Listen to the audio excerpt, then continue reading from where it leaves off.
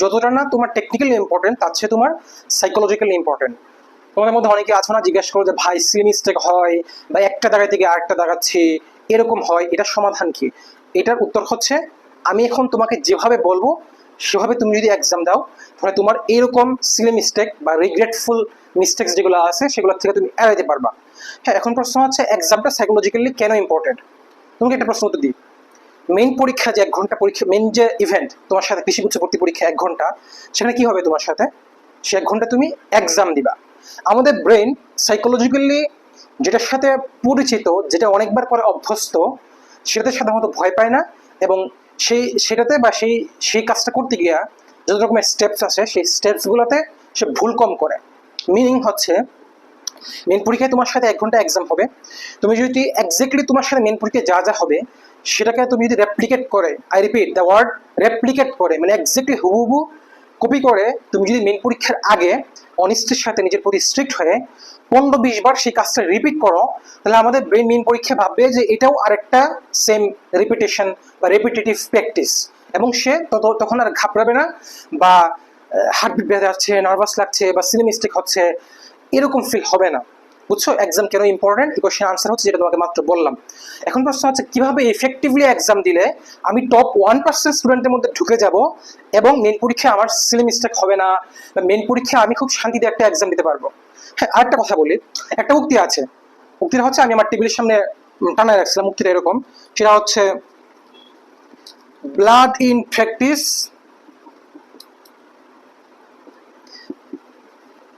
Piece in war. তুমি যদি, এর মানে হচ্ছে তুমি যদি প্র্যাকটিসে যখন তুমি প্রস্তুতি নিচ্ছ যুদ্ধের জন্য, সেই যুদ্ধর প্রস্তুতিমূলক যে প্র্যাকটিস আছে সেটাতে তুমি যদি এনাফ পরিমাণ রক্ত ঝরাও, তাহলে মেইন যে ওয়ার, মেইন যে যুদ্ধ, সেখানে তুমি তুমি পিসফুল সিচুয়েশনে থাকবা। বুঝছো? এটা হচ্ছে একটা যুদ্ধের নিয়ম। তো অ্যাডমিশন একটা যুদ্ধ, বুঝছো? তোমাকে প্র্যাকটিসে তোমাকে এনাফ পরিমাণ স্ট্রিক্ট হতে হবে, প্র্যাকটিস টেস্টগুলোতে তোমাকে এনাফ পরিমাণ নিজের উপর মানে কি বলে জুলুম করার রীতিমতো জুলুম করতে হবে, এবং I repeat the word, psychological word replicate. আমি দুইটা শব্দ আমার টেবিল, এই শব্দটা এবং এই লাইনটা আমি আমার টেবিলের সঙ্গে টানা রাখছিলাম যখন আমি এক্সাম দিতাম, তখন এটা মাথায় রাখতাম যে রেপ্লিকেট, আমাকে মেন পরীক্ষার মতো রেপ্লিকেট করতে হবে, আর হচ্ছে আমাকে নিজের উপর স্ট্রিক্ট হতে হবে।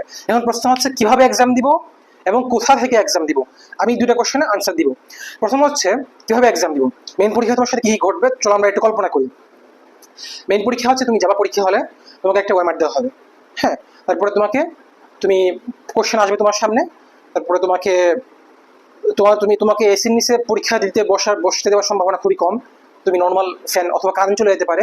কল্পনা করো তোমার শরীর ঘামতেছে, এরকম একটা সিচুয়েশন, ওএমআরও আছে। তো তুমি পরীক্ষা দিচ্ছ, তুমি তুমি তুমি সবচেয়ে সহজ যেটা তোমার সাবজেক্ট অথবা বায়োলজি থেকে দেখানো শুরু করলা, তারপর তুমি কেমিস্ট্রি, তারপর ইংলিশ, ম্যাথ, ফিজিক্স কীভাবে তুমি দাগাইলা। তুমি সহজ যেগুলো সেগুলো আগে দেখাবা, যেগুলো তুমি কঠিন সেগুলো সেকেন্ড রাউন্ড দিবা।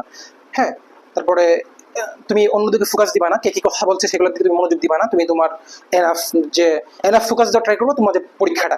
এই হচ্ছে ওভারঅল একটা ওই দিনের সামারি। তোমার সাথে এই জিনিসগুলো মোটামুটি ঘটতে পারে। এগুলো কেন ইম্পর্টেন্ট, কথাগুলো কেন ইম্পর্টেন্ট, কারণ তোমাকে রেপ্লিকেট করতে হবে। তো তুমি যখন পরীক্ষা দিবা এক্স্যাক্টলি সেটাই তোমার সাথে তুমি করবা। হ্যাঁ, আর আমি সবসময় সাজেস্ট করি মেন পরীক্ষার আগে মিনিমাম 15 থেকে 20 সেট এক্সাম দেওয়ার। হ্যাঁ, রেপ্লিকেট করবা। এখন কিভাবে এক্সাম দিবা? প্রথম কথা হচ্ছে ওএমআর এক্সাম দিবা। দ্বিতীয় কথা হচ্ছে ট্রাই করবা তোমার পরীক্ষা টাইম যখন 11টা থেকে 12টা, ঠিক ওই সময় ব্রেনকে অ্যাক্টিভ করার চেষ্টা করবা, ওই সময় এক্সাম দিবা। তৃতীয় কথা হচ্ছে তুমি এসির নিচে বসে এক্সাম দিবা না। তোমার যদি এসি রুম, তোমার রুম যদি এসি রুমে হয়, তুমি সেখান থেকে বের হয়ে অন্য রুমে যাবা যেখানে এসি নাই, এসি রুমে এক্সাম দেওয়ার চেষ্টা করবা। ট্রাই করবা তোমার ব্রেনকে মানে ফ্যান ছাড়া ঘেমে ঘেমে এক্সাম দেওয়ার, তাহলে তুমি আরো বেশি অ্যাক্টিভ হবা। আরেকটা হচ্ছে রাউন্ড দিয়ে দিয়ে প্র্যাকটিস করার। মেন পরীক্ষা তোমাকে দেখতে দেওয়া হবে না, তুমি চাইলেও আনসার তোমাকে কেউ বলে দিবে না। কোনো কারণে তুমি যদি প্র্যাকটিস টেস্টে তুমি যদি দেখো কোনো একটা আনসার, নিজের উপর পেনাল্টি শুট হিসাবে ওই কোশ্চেনের জন্য 5 মার্ক ক্রস করবো। আমি অলরেডি যেটা করতাম, আমি প্রথম দিকে আমি লোভে পড়ে তোমার 1-2টা কোশ্চেন দেখে ফেলতাম, বা তোমার পাশে থাকলে সেটা দেখে ফেলতাম। তো সেক্ষেত্রে আমি নিজের উপর ওই একটা কোশ্চেনের জন্য আমি নিজেকে 5 মার্ক ডিডাক্ট করতাম, মানে 5 মার্ক কেটে দিতাম। তাহলে আর আমার ব্রেন চাইলেও আমি ওই কোশ্চেন নেক্সট প্র্যাকটিস এক্সামে আমি লুভে পড়তাম না। এই হচ্ছে তোমার রেপ্লিকেট। এখন প্রশ্ন হচ্ছে কোথা থেকে এক্সাম দিব। এক্সাম দেওয়ার সোর্স হচ্ছে দুইটা, একটা অফলাইন, অনলাইন। আমি অলওয়েজ সাজেস্ট করি তুমি অফলাইনে এক্সাম দাও। কারণ কি জানো, কারণ অনলাইনে এক্সাম দিলে তুমি কি করছো, অনলাইনে এক্সাম দিলে তুমি একটা ক্লিক করছো, তোমার রেপ্লিকেশন থিওরিকে সে প্রথমেই ব্রেক করছে।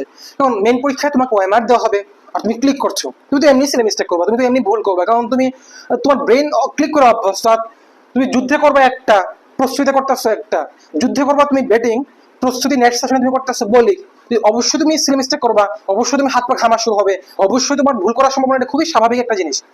তাহলে তুমি কোথা থেকে এক্সাম দিবা, অফলাইনে এক্সাম দিবা, অফলাইনে এক্সাম দিয়ে ট্রাই করবা। এখন অফলাইনে কোশ্চেন সোর্স কি, আমি অলওয়েজ বলি বিগত বছরের প্রশ্ন।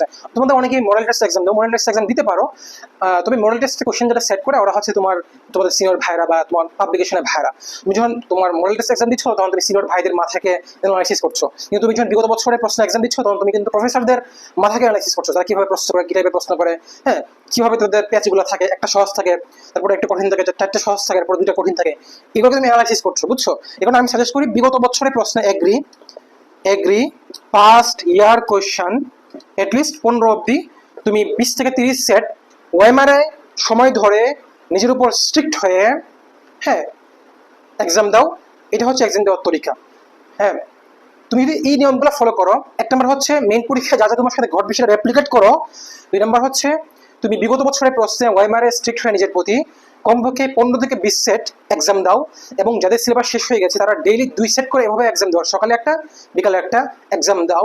তাহলে সেটা তোমাকে অনেক ইফেক্টিভলি তোমার প্রিপারেশনটাকে, তুমি বুঝতে পারবে না তুমি কত এগিয়ে যাচ্ছ এভারেজ স্টুডেন্ট থেকে, তুমি কল্পনা করতে পারবে না। তুমি জাস্ট 15 থেকে 20 এভাবে এক্সাম দিবা, অনেক এগিয়ে যাবা।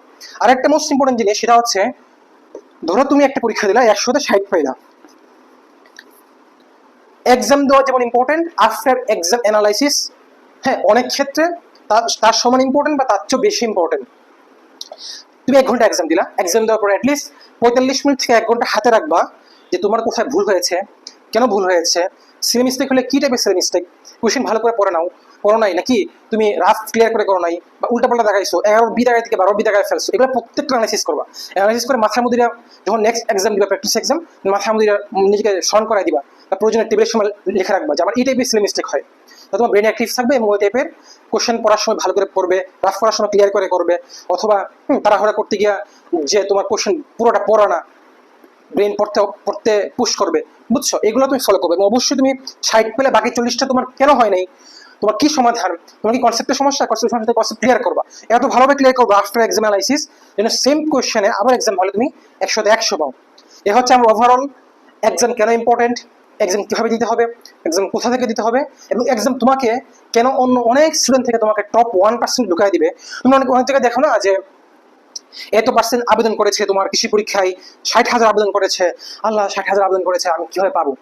এই যে তুমি টপ 1% অথবা টপ 0.5% ঢোকার জন্য তুমি জাস্ট এটা করলে তুমি ওদেরকে বিট করতে পারবো। হ্যাঁ, এই ভয় যে আল্লাহ এত স্টুডেন্ট কিভাবে আগাবো, এটা বিট করার সবচেয়ে বেস্ট ওয়ে হচ্ছে বা অন্যতম ইফেক্টিভ স্ট্র্যাটেজি হচ্ছে এইটা। মনে রাখবে কৃষিগুচ্ছ ভর্তি পরীক্ষার জন্য তোমার 50% হচ্ছে নলেজ, তুমি যা পড়ছো, তুমি কোশ্চেন ব্যাংক পড়ছো অথবা তুমি কনসেপ্ট ক্লিয়ার করছো, এটা 50%। বাকি 50% তুমি কিভাবে অ্যাপ্লাই করছো এফিসিয়েন্টলি, এবং এটা আসবে অনলি এবং অনলি মাত্র তুমি এক্সাম আমি যেভাবে বললাম সেভাবে ফলো করার মাধ্যমে। হ্যাঁ,